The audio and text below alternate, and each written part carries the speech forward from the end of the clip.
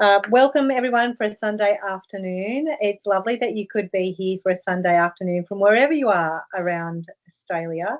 It would be really great to see where everyone's coming from today. So if you could write in the chat box to let us know where you're from, and you never know, you might actually find someone who's in there that's from your area. We'll be using the chat box throughout the session. So that if you have any questions, pop them in the chat box and we'll answer them right at the very end as well. This meeting is being recorded, so you are welcome to have your screen on or off. That's just depending upon your own preferences. But we do recommend, regardless of whether you have your visual screen on, to have your microphone off. That would be great. I can see Lita is from Hornsby and Lillian's from Melbourne, so welcome. Hunters Hill, New South Wales. Wahroonga in Sydney, New South Wales. I'm hoping we can get, great, we can get some Western Australian people in there. Welcome, Nat. Sydney, Victoria, welcome. It's really good to see a range of people from across the nation, especially on a Sunday afternoon. You know, the funny thing is my internet decided not to work just 2 hours ago. Not good for an online session, but we've got all our backups organised, so it's all good to go now. New South Wales, great. Thank you so much, everyone, and for coming to the meeting.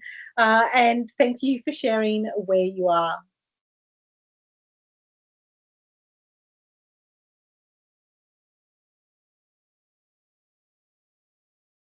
This session is called From Pantry to Plate, Meal Planning to Reduce Your Food and Your Plastic Waste. And it's presented by me, Mardi Lee, from Renewy Living. So I'll tell you a little bit about Renewy Living so you have an understanding of where I'm coming from. Renewy Living celebrates local sustainability. So the name Renewy is actually a play on words because Newy is the affectionate name for Newcastle, which is where I live. So, and I'm speaking to you from the lands of the Awabakal people. And I also want to recognise that we're all coming, as we can see from before, from different Aboriginal lands, and pay my respects to elders past and present across the country. What I mean by local sustainable living is about starting with ourselves, our family, our households and our friends, and then branching out from there into our community and our workplaces. My logo, which you can see on the top right, has got 3 different circles. And that's that representation of the concentric circles of change, because I believe that living well starts with you. I'm just going to stop sharing my screen temporarily so that I can get that little icon down the bottom right. It's an icon where you can see me if you can't already see me anyway. Sorry about that.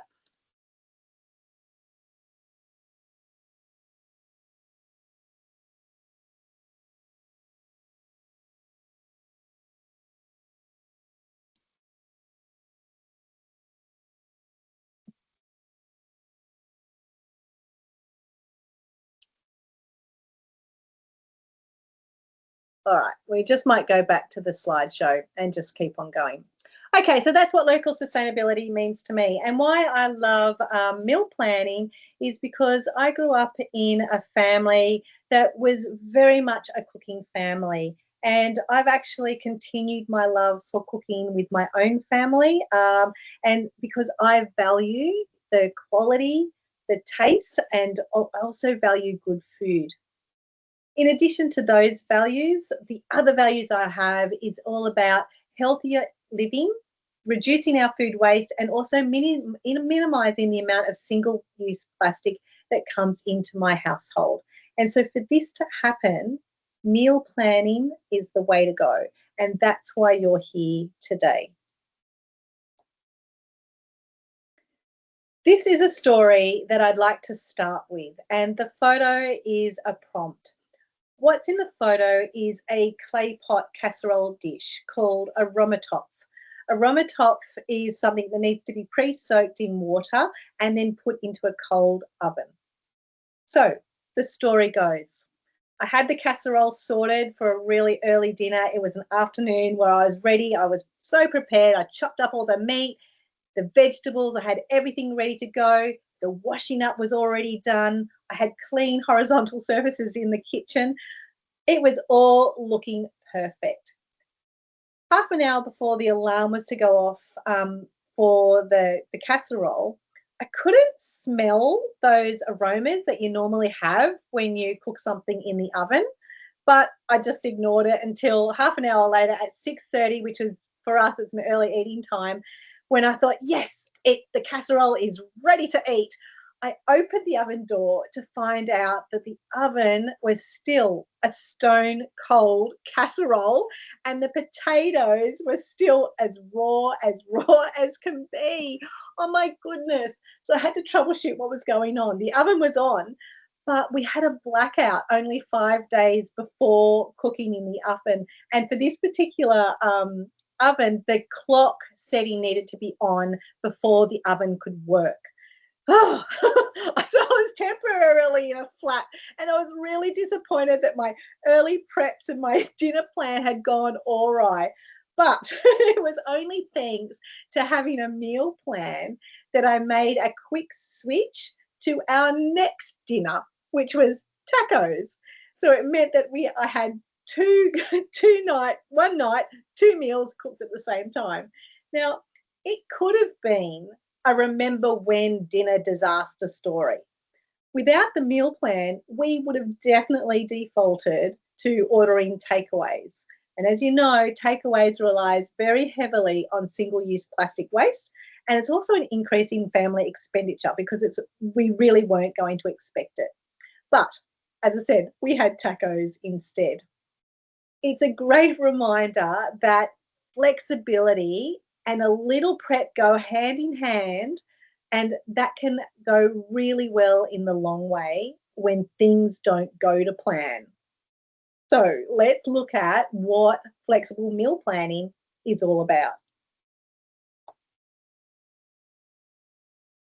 Meal planning. There's 4 steps to meal planning. Some have got some sub-steps, but the basic overview is that first we'll look into what's in your kitchen. The second is you've got to map out your meals. The third, buy only what you need. And the fourth is you need to store things well in order to waste less. Let's look into each step a little bit more. All right, the first step is what's in your kitchen. I'm sure that you've had a photo, an instance like this before where you're going into the pantry and really have a good look into what's into your pantry. I like to say that this first step it's like having a pantry and a fridge declutter. So it's time for you to let go of those things that aren't working for you, but instead of throwing them away, you're going to use these as the basis for planning your meals. So take a look through your pantry, fridge, and your freezer, and what you're looking for are items that are close to their use by date or their best before date. You're also looking for things that have been in the pantry for a while or you have too much of. The aim is really to use up what you have, but you also need to keep it simple and make it work for you. So the guiding phrase I like to use is find it, use it, don't lose it. That seems like a really simple first step. The second step. Now, this step has a few subsections to it about how to map out your meals. It's where you'll use that first step of checking out what's in your kitchen in order for you to map out what kind of meals you're going to have for your plan. Meal planning suggestions and recommendations have been documented for at least 80 years. They often cover nutritional requirements, family needs, budget, and also seasonal availability. And I'd like to quote a reference to 1935. So what are we looking at here? We're looking at 90 years ago. So, of course, the language will be a little bit different, but you'll still get the gist. It's still relevant today. So the quote is, "Careful planning of meals adds considerably to the comfort of a home and is an invaluable practice to the housewife herself. The woman who 15 minutes before mealtime does not know what she is going to serve to her family is doing them a wrong." The quote then goes on to suggest, or the article goes on to suggest, that there's no reason to adhere to a boarding school type of meal plan of strictness, but to follow the lead of your family. I found that really fascinating because, yeah, 90 years on, and it's still relevant today, regardless of who it is. We've all got to that point where it's like, what's for dinner tonight, mum? And it's like, if it's 15 minutes beforehand and you don't have anything planned for dinner, yeah, it's quite stressful for everybody. The relevance of this quote is that meal planning shouldn't take you any more than half an hour.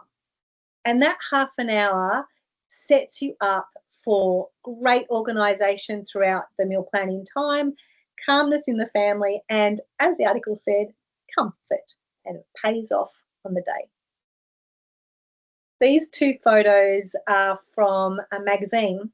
It's a magazine from 1948, so post World War II. And look at that, it's a 2,000 pound cookery contest. So that's about $4,000. That's a lot of money post war. And this cookery book is filled with recipes and suggestions for meal planning. The one on the right, it's a model food budget and menu plan. And it's for a family of 4 people. It includes all meals, which is breakfast, lunch, and dinner, and all days of 7 days a week. This particular cookery contest attracted over 500,000 entries throughout Australia, which is amazing. And they couldn't publish all of them because of newspaper shortages. So it's a little bit of a historical social fact that I like to throw in there as part of planning your meals. Let's go to the next one about how to plan. When you're planning, and this is getting before into the let's look at the actual plan, but when you're planning, there are a number of steps that you need to consider that helps with easier planning. And only you will know how this relates to you and your family. The 3 things you're looking at for when you're establishing your meal plan is, when's your bin night? So, for example, my bin night is on a Monday night, and I like to plan a roast on the night or 2 before bin night, so that I can use the scraps for making leftover stock, or the bones can go straight in the bin without, it's like to minimize vermin and any maggots and everything that hangs around your bin as well. So that's how I like to look at the first thing is like, when's your bin night? The second one is like, what is your weekly family rhythm? Everyone has a different family rhythm. And what I mean by that is this is where you need to think about your sports nights, the late work finishes, the planned outings, like what goes on in your family's week, because this will determine what kind of foods you organise or meals you organise for what days of the week. And the last one I like to sort of consider, like put it all together, is who's coming around for dinner. So at our place, I have 2 teenagers. Everything happens spontaneously, right? You think you're going to have a family of 4 for dinner, but no, suddenly you've got a family of 2. So I find that for my meal planning, I'm working with meals that are suitable for a family of 2 up to a family of 6, just in case they have some friends around. So this gives you an idea that there's these bunch of things that work out to how to plan your meals. Now, these aren't rules, they're just starting points. Another quote, 1931 this time. So we're still going back, 90 or so years ago, and it's from a building magazine. The quote is, 3/4 of women's time and thoughts is devoted to meal planning, meal buying, and meal making. That's a heck of a lot of time, isn't it? That's not part of the quote, but that's a long time. Every woman with a home bears the responsibility of approximately 1,000 meals a year.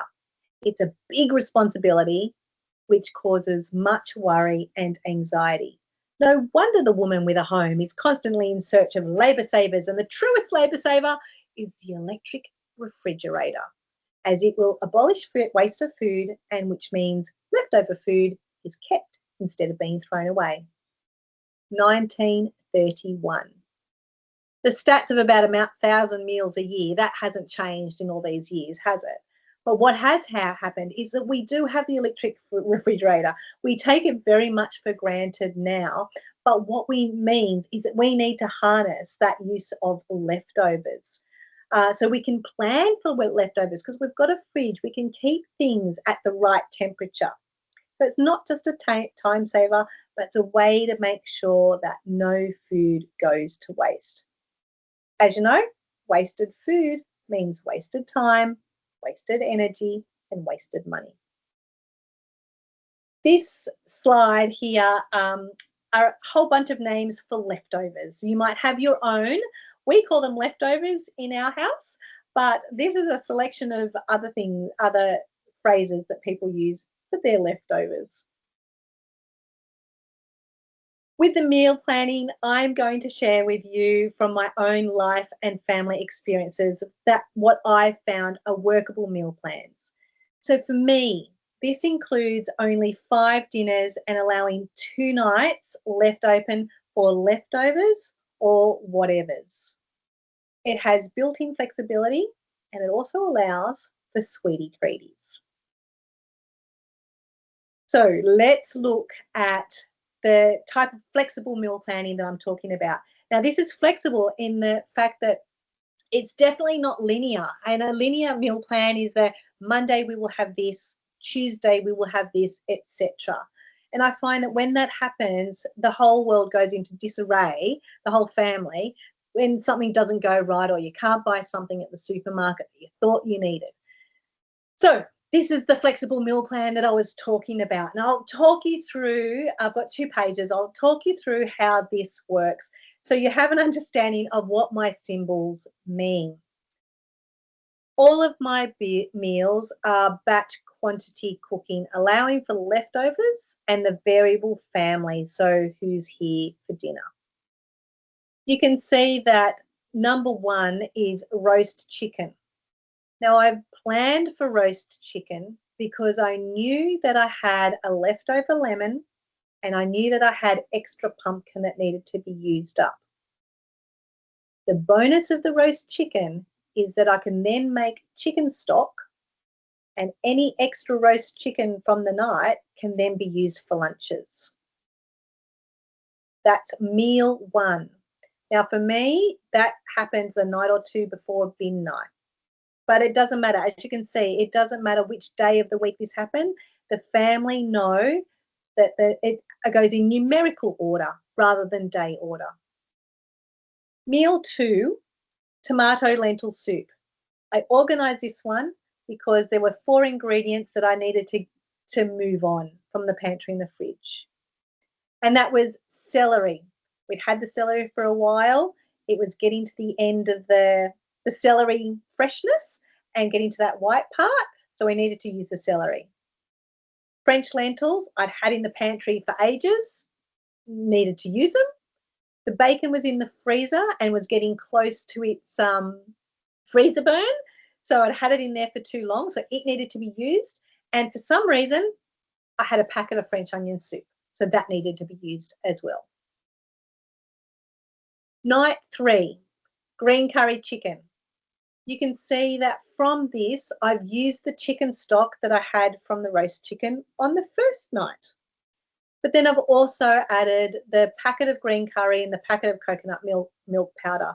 I've had these again for a long time. The intention was to use them when I was going overnight hiking. They didn't get used, so I needed to use them up because I was getting close to their use by date. And I'd also had a bunch of sticky rice that I needed to use. Perfect for green curry chicken. Then the next one is pecan. I'm not French and I'm not quite sure if that's how I say it properly. It's a beef casserole, and I needed to use that because I had some ginger, fresh ginger that needed to be used. From there, we went to a family fave of tacos. And then from tacos, we went to tomato pasta bake because I had to use up the garlic. This is the flexible meal plan that I was talking about in my story. Whether we had the beef casserole, it didn't work out on the night that I was planning for it to work. So then we were able to shift to tacos instead. You can also see with this meal plan is there's 6 meals in here. So that's not necessarily 1 week, because all of those allowed for leftovers. That lasted us just that little bit longer. The asterisk one is use it up. So I knew that I had leftover sour cream from the tacos and I had leftover basil from the tomato pasta bake. So therefore, I've made up a batch of sun-dried tomato basil dip. It's a really yummy and delicious way to use things up. Underneath the line are things that are my sweetie treaty line. And there's 2 different elements to that. There's what I had to use for the pantry excess, which was the puffed rice. I had a lot of puffed rice in the pantry that I hadn't used, so I needed to make up some raw Snickers bars. Great sweet treat, nice and healthy to take that to school and to work. And then on the left side, I was making things out of seasonal produce. Apple and pear crumble. It's a winner in the family. It's a great snack post-school, post-work, but it's also something that's very transportable out to places as well that don't have a fridge available. I do always like to include the sweetie treaties in as part of my meal planning, because I find that in the supermarket, they're the things that contain the most unnecessary plastic packaging. From this meal plan, let's go on to the next flexible meal plan. Now, I'm not going to go specifically through each one of these, but you can see how it just flows on. Again, it's not a week by week. It's a whenever that meal plan finishes, you're on to the next meal plan. I will highlight that pantry excess I've got as chocanana muffins. Overripe bananas are one of those common things that can happen in a household, particularly in the summertime, where they just, they're good one day and then the next day they're very much turned. So I find that, again, this is a family favourite of ours, chocanana muffins, perfect way to use up overripe bananas.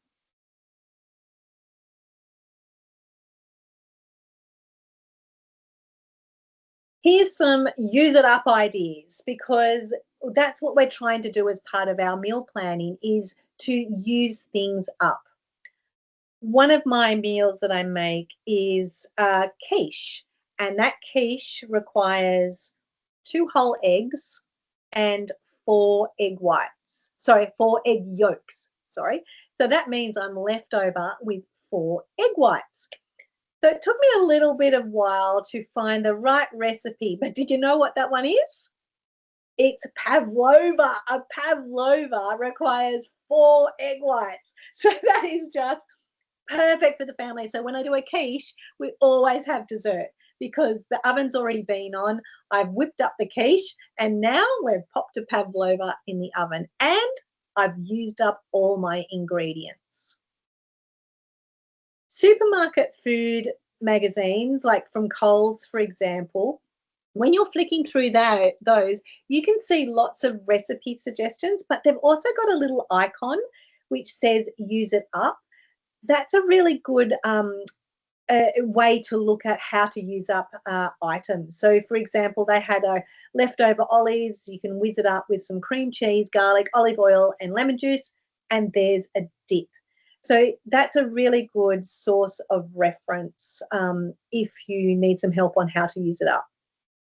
The Use It Up tape is from Oz Harvest, and it's a really fantastic visual for the whole household to see what needs to be used up first.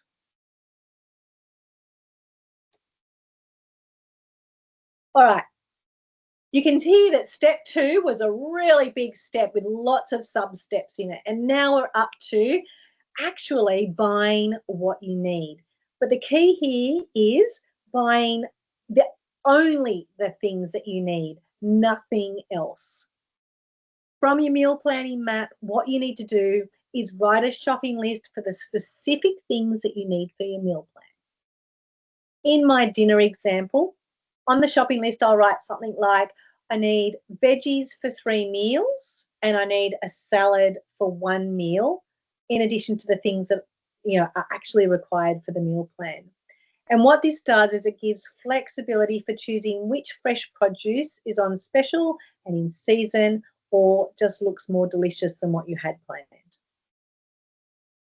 When you go shopping, this is where flexible meal planning comes into its own, because it really depends on when you get to the shops, how fresh the produce really is and what the turnover is like. Because regardless of whether you shop in a supermarket, which most people do in Australia because it's accessible, even if you shop in a supermarket, it can be very different between supermarkets because it depends on the turnover of the fresh food and it depends on what time you shop and where you shop. And there's lots of different choices. Supermarkets aren't the only thing. You might choose to do box divvy if you've got that in your area. You might go to the local grocers, or you might be really fortunate to have a fresh food market in your place. The pros and cons of online shopping compared to in-person shopping, they're quite different. So online can be really convenient, but what can happen is you've got a meal plan and you've ordered things online, and then what happens is for online they substitute it with something completely different. And I'm not saying food difference. I have heard stories where they might have a food but they've subbed it out with a food magazine instead. Now that's not going to help. That's not going to help with your cooking at all. And the other thing with online is that you end up with an extraordinary number of paper bags and even produce bags, which are plastic. So I do much prefer in-person shopping because it allows for quick adaptations and flexibility. You can take your own bags with you, whether it mean your shopping bags or your produce bags as well. And it also means you can easily avoid the ready-made meals and the sometimes foods which are hidden on the inside part of the supermarket. When overseas, I love shopping, grocery shopping. It's crazy, right? Isn't it? But it's really interesting to see how every country does something very differently. And I did notice, like Australia, in US and England, there's supermarkets are filled with pre-cut plastic packaged foods. Switch to France and Switzerland, and I couldn't find that, which is really refreshing to see that they actually sold just vegetables and produce without being in plastic bags. Switch that again, and when I went to Turkey, there were many opportunities for weekly fresh food markets, which helps avoid anything that's plastic based and also enhances the freshness of the produce. Moving on to storing well to waste less. The fridge and the freezer are excellent storage facilities, and it's a great way to avoid wastage of food. But they have to be stored properly because the fridge can dry out produce quickly, and so it's important to store those particularly your fresh produce items really well. So fresh fruit and vegetables, depends on the fruit and the veggies, I like to use glass jars, wet tea towels, the veggie drawer for some vegetables as well, and even some cut up vegetables, popping them in water. Glass is a really good storage container because everyone in the household can see what's in the container. As you can see in my photo, I can see what's in there, but more importantly, it's been labeled. And what's good about this, and here's a great example for it, is it's labeled as butterscotch sauce, which it is. Yum, delicious, right? But if that wasn't labeled, it could easily get confused with gravy. And no one wants gravy on their ice cream. Okay, so why does all this meal planning matter? I've covered a lot of ground here, but here are the main lessons that I've learned about meal planning and why meal planning is worth this discussion.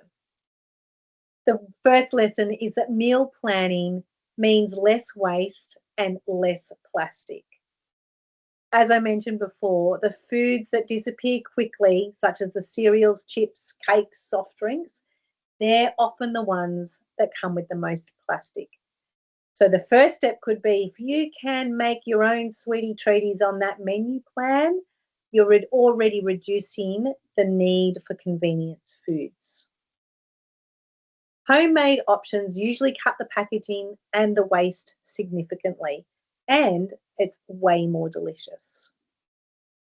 And as I mentioned about storing well, storing foods in clear containers helps reduce your single-use plastic as well as the food waste. The second reason why meal planning matters is because it makes you feel more at ease and less at stress. So planning ahead reduces our reliance on takeaway, including all the packaging, and knowing what's for dinner brings calm to everyone. And so when you've got that rhythm and you've got that flexibility, meal planning will become second nature. The third reason why meal planning matters is because it lowers the cost due to smarter shopping. You are only going to buy what you need, which cuts out those impulse purchases. And you know, those impulse purchases are those ones like it's on a 40 to 50% off special. I'm sure we've all done this of, oh, I'll just get that because it's on special and then never make anything from it. You can also save money without chasing the specials. By having a meal plan, you're actually shopping with a purpose. You know what you need, and that's all you need to get.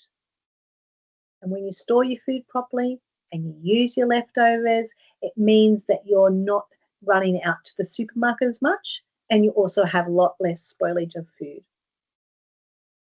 And the final reason why meal planning matters is because you're living to your values. So there are so many values that go into meal planning, shopping, and cooking great meals. And that includes things like being plastic free or plastic reduced, and also reducing food waste. Your values could also mean whether it's Australian made or a value is enjoying delicious food. So we have more values than what the supermarkets lead us to believe. Their main value that they believe that matters to us is the lowest price. But we actually have more values than that when it comes to meal planning. But you know, I've also learned that it's okay to feel conflicted with your values. I've got a great example on my Instagram which shows that the values could be like, I don't really want to buy plastic wrapped fresh food, but it's heavily discounted. What do I do in this circumstance? That's like a clash of values that you really have to work through. Another one could be you want to support Australian made. However, you also want really delicious foods. And that's an example, again, that I've got on my Instagram about a tin of tomatoes. Which tin of tomatoes do I need to choose? Because I think there's about 8 different tins of tomato brands that you can choose from. But what I want you to remember is that you'll know in your heart which value is the right one for you. But did you know that each step towards mindful meal planning makes your choices more aligned with your values? Here's what I want you to do. I want you to go through your pantry or your fridge And I want you to have a think right now and write it in the chat box.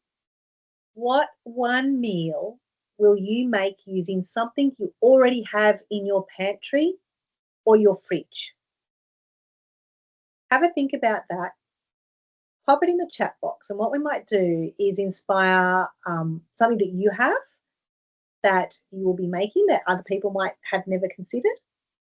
I've also got that slide as part of an Instagram post as well that you might like to comment on as well. But again, what's your one meal that you'll make using something you already have in your pantry or your fridge? That's the end of the actual slideshow.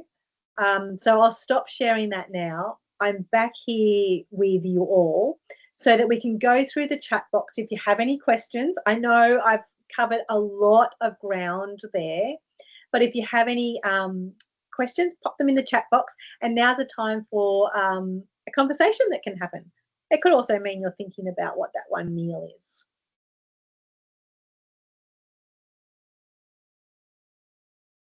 Ideas for celery. I like that one, Helen. Yes, my son keeps buying celery because he likes to snack on it, but then it starts to get a little sad, and I'm not a fan, so I need to use it without having to taste it. That's one reason why I added the celery to the casserole, because my son said exactly the same. He wants celery, and then he never ate it. And yeah, I'm not a fan either. So that's where cutting it up like convenience food and putting it in a glass jar with some water, it actually keeps celery nice and crisp. Celery is great for stir fries if you're into stir fries, and the casserole as well. Add it with a lot of chili or something. Oh, Robin, I really like that. Thank you. You've got yogurt and you've got chicken. So it's definitely going to be tandoori chicken for you. I like that, especially if you've bought yogurt and you're not a plain yogurt eater. That is a really good and delicious way of using up some yogurt.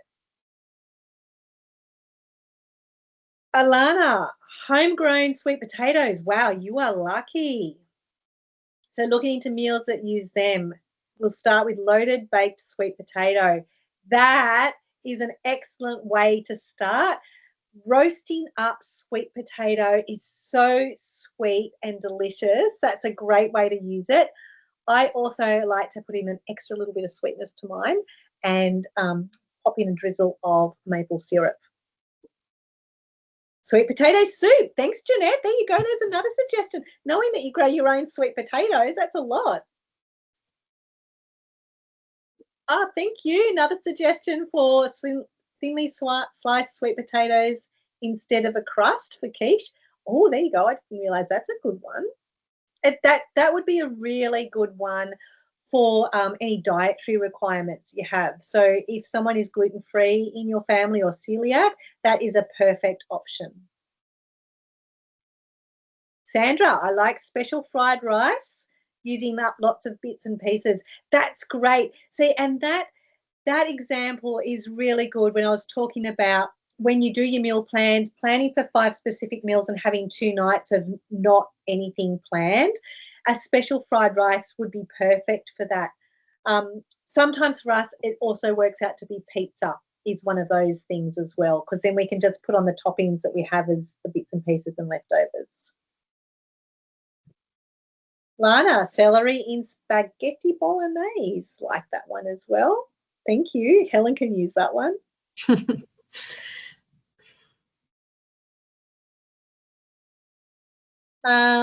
Great. And thanks for giving us the instructions on how to do it, Helen. Line the quiche dish with the slices and bake for about 15 minutes and then add the filling. Perfect. Any other questions from that? The whole presentation. It's really nice to hear what everyone's food ideas are and suggestions.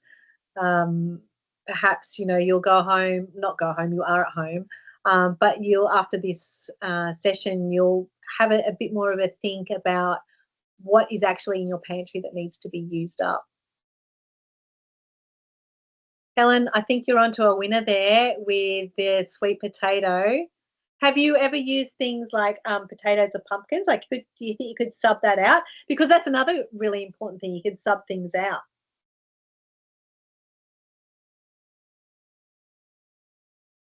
Yeah, definitely.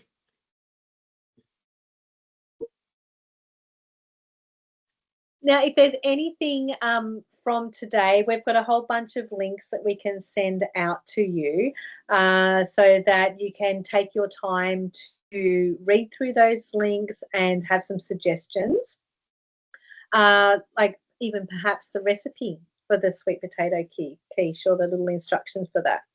Perfect for it as well. So Plastic Free Foundation has your emails and we can follow up with you with anything there.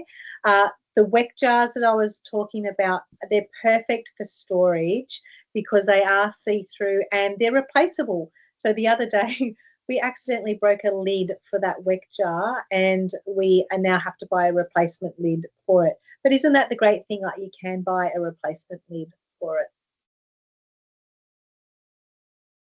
Jeanette, thank you. You're using celery in shepherd's pie and you're putting the mashed sweet potato on top instead of potato. Great. Perfect. Because there are some vegetables that you can sub out quite easily as well. So even this morning for orange juice, I had a couple of mandarins, which was sort of coming towards the end of they've been in our fruit bowl for a little while. So I popped in some mandarin juice in addition to my orange juice. And I found that that's a great way to use up the produce that would have just sat there and not been eaten.